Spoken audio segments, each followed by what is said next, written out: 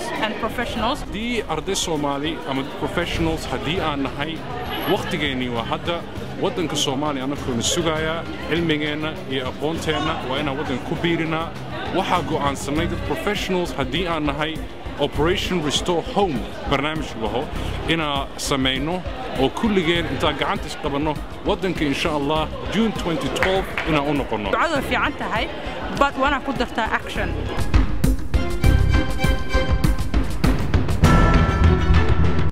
intaasoo qof kumanaan qof ayaa naga dhimanay maalin walba cunto la'aan darteed annagoo ilaahay nagu manaystay dhulka adduunka ugu fiican wax lagu beero